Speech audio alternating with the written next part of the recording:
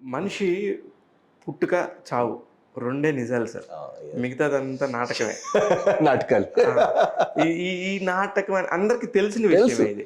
కానీ దాన్ని అక్కడ స్క్రీన్ మీద చూస్తున్నప్పుడు ఆయన బైరాగి చేశాడు. ఎవరైతే శ్మశాన వాటికలో ఎఫ్ఎం బాబాయ్ అసలు he performed very well. Excellent. మా డైరెక్టర్ గారు చెప్పిన కాన్సెప్ట్ ప్రకారంగా నేను ఆ సినిమాలో నీడు జలం లాంటి, వాటర్ లాగా, వాటర్ లాంటి, పైగా సైలెంట్ కానీ డెప్త్ చాలా ఉంది. బైరాగి క్యారెక్టర్ మళ్ళీ వచ్చేది ఫైర్ లాంటి. సో డైలాగ్స్లో ఫైర్ ఉంది, ఒక ఫిలాసఫీ కూడా ఉంది. సో అట్లా నెక్స్ట్ ఆ భూపతి ఒక జమీందార్ క్యారెక్టర్ ఉన్నాడు. సో ఆయన గాలి లాంటి, ఒక విండ్ లాంటి, వస్తారు వెళ్తారు, హరికేన్ లాంటి చేస్తారు, హడాబడి, భూకంపం. సో ఇట్లాంటి మా డైరెక్టర్ గారు ఇట్లాంటి ఫిలాసఫీస్తో సినిమా తీశారు. అంటే మీరు అంటే పంచభూతాలు మీ సినిమాలో ఉన్నాయని చెప్పాలనుకుంటున్నారా? సో చాలా డీప్ గా వెళ్ళి ఆ ఫిలాసఫీలు నిజంగా ఇట్స్ ఫిలాసఫికల్ బుక్ చదివిన ఫీలింగ్ ఉంటుంది. ఒక ఫిలాసఫికల్ నాలెడ్జ్ ఉండాలి. నిజంగా నాకు ఆ పార్ట్ లో ఒక డైలాగ్ వినంగానే మనసు బాధేసింది. ఎక్కడంటే అదేంటి, దేవుడు ఇంట్లో పూజ చేసి ఆమె ఇంట్లోనేమో తినడానికి పట్టెడు మెతుకులు లేవు, శవాల్ని కాల్చుకునే నా ఇంట్లోనేమో పంచభక్ష పరమాన్నాలు. అదే ఇట్స్ అమేజింగ్. It's amazing. నా క్యారెక్టర్కి ఇదే కాన్ఫ్లిక్ట్ ఆ సినిమాలో. నేను దేవుడి కోసం, శివుడు కోసం అన్నీ చేస్తున్నాను, దక్షిణాలు కూడా, పాలు కూడా, కానీ నా ఇంట్లో నా మనవరాలకి, నా ఫ్యామిలీకి తినడానికి ఏమీ లేదు. మనవరాల కూతురు మనవరాలు కూడా. అది కూడా ఒక మంచి పాయింట్ ఉంది ఆ సినిమాలో. కొంచెం మనం ఒక చిన్నగా క్లాస్ కాన్ఫ్లిక్ట్, కాస్ట్ కాన్ఫ్లిక్ట్, అది కూడా మా డైరెక్టర్ గారు కొంచెం టచ్ చేశారండి.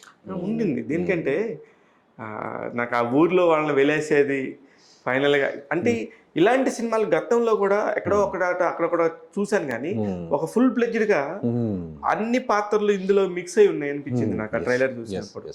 రైట్ అండి? 100%. నాకు సినిమా మీద చాలా నమ్మకం ఉంది.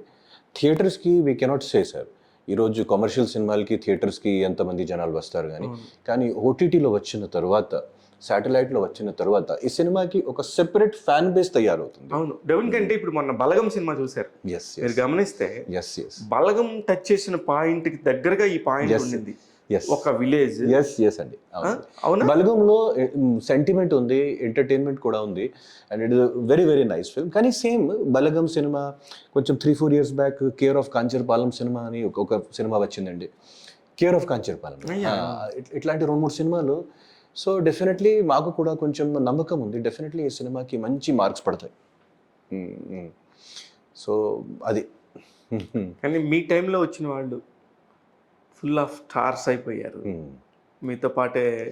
If I'm not wrong, Bunny లాంటి వాళ్ళు అలా వచ్చి, గంగోత్రి నాకు తెలిసి 2003లో రిలీజ్ అయింది మీరు వచ్చిన తర్వాత. కానీ వాళ్ళందరం చూస్తా ఇప్పుడు వాళ్ళు నేషనల్ స్టార్. నిజంగా కూడా వాళ్ళు అంత కష్టపడ్డారు, మార్కెట్ క్రియేట్ చేశారు. మీరు ఆ మార్కెట్లోకి వెళ్ళలేకపోయారు. యాక్చువల్లీ అట్లాంటి మార్కెట్ క్రియేట్ చేయాలంటే ఒక సూపర్ ఫౌండేషన్ ఉండాలి ఎక్కడైనా, ఒక సేఫ్టీ నెట్. చిన్న రిస్క్ ఉంటేనే కూడా యూనో. సో ఆ సేఫ్టీ నెట్ మా తెలుగు ఆడియన్స్ అంటే ఒక గొప్ప ఆడియన్స్ అండి. ఒక సైడ్లో పుష్ప సినిమా కూడా వాళ్ళు ఆదరిస్తారు, వాళ్ళు చూస్తారు. ఇంకొక సైడ్లో బలగం సినిమా కూడా చూస్తారు, RRR కూడా చూస్తారు, సినిమా బందీ కూడా చూస్తారు, మళ్ళీ మంచి డబ్ సినిమాలు కూడా చూస్తారు. కాంతారా కూడా ఇక్కడ హిట్ అవుతుంది, విక్రమ్ కూడా మంచిగా ఆడుతుంది. ఒక టైంలో బాయ్స్ సినిమా ఎంత పెద్ద హిట్ అయింది తెలుగులో. సో ప్రేమ దేశం. సో ఇట్లాంటి ఆడియన్స్ ఉన్నప్పుడు ఇక్కడ ఉన్న పెద్ద ప్రొడ్యూసర్స్కి, డైరెక్టర్స్కి ఒక బలం వస్తుంది. ఎప్పుడైనా కొంచెం రిస్క్ చేస్తే మా తెలుగు ఆడియన్స్ కాపాడుతుందండి.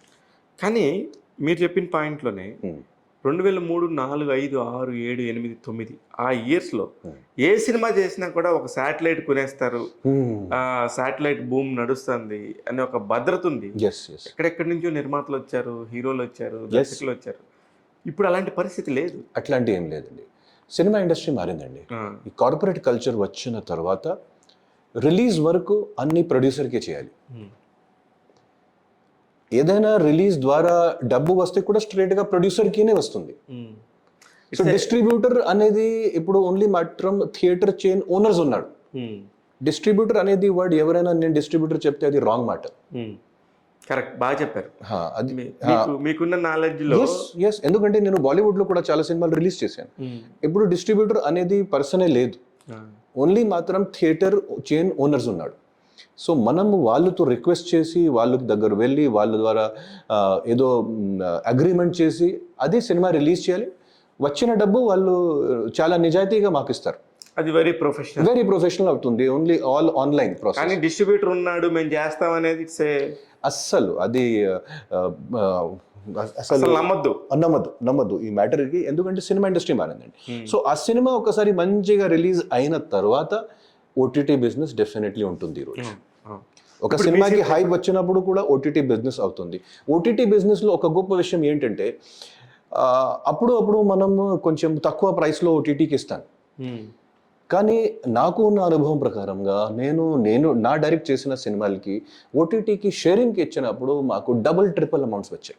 ఓ very good, very nice. So మీ సినిమాలు అలా ఏమి ఇచ్చారు? అలా ఇచ్చిన సినిమాలు ఏంటి? మా సాబ్ అమెజాన్ ప్రైమ్లో ఉంది. ఓకే, హిందీ మా సాబ్. సో ఆ సినిమాకి ఆల్మోస్ట్ 52 అవార్డ్స్ వచ్చిందండి. సో ఆ సినిమాకి మేము అంటే కొన్నప్పుడు ఏదో చాలా చిన్న అమౌంట్ చెప్పాడు. ఆ అమౌంట్ కంటే ఆల్మోస్ట్ 8 times అమౌంట్ మాకు షేరింగ్ ద్వారా వచ్చింది. Very good, I know that amount. And yes, so ఇది ఒక అంటే సో కానీ మెయిన్ పాయింట్ ఏంటంటే కొంచెం పేషెన్స్ ఉండాలి. తర్వాత ఒక ప్రాజెక్ట్కి ఈరోజు ఒక సినిమాకి పెద్ద లైఫ్ ఉంటుంది సార్. RRR రిలీజ్ అయ్యి ఒక 1 year అవుతుంది, 1.5 years. కానీ ఇప్పుడు వరకు రాజమౌళి గారు పబ్లిసిటీ చేస్తున్నారండి. It's patience with passion. హాలీవుడ్కి వెళ్ళి అక్కడ కనెక్షన్స్ బిల్డప్ చేసి మార్కెటింగ్ చేసి మళ్ళీ ఆ మార్కెటింగ్ ఇండియాలో కూడా చేసి ఆస్కర్ వరకు సినిమా వెళ్ళింది. ఒక గొప్ప విషయం, ఒక చాలా ప్రౌడ్ విషయం మా అందరికి ఇండియన్స్కి. నిజమే, సినిమా లవర్స్ అందరికీ కూడా. So because of that passion వేరే ప్రొడ్యూసర్ అయితే ఏం చేస్తారు, మాకు డబ్బు వచ్చింది కదా నెక్స్ట్ సినిమాకి వెళ్దామండి. ఏంటి వేరే డైరెక్టర్ అయినా వేరే ప్రొడ్యూసర్ అయినా అదే మాకు డబ్బు. కానీ ప్రతి సినిమాకి ఒక పొటెన్షియల్ ఉంటుంది.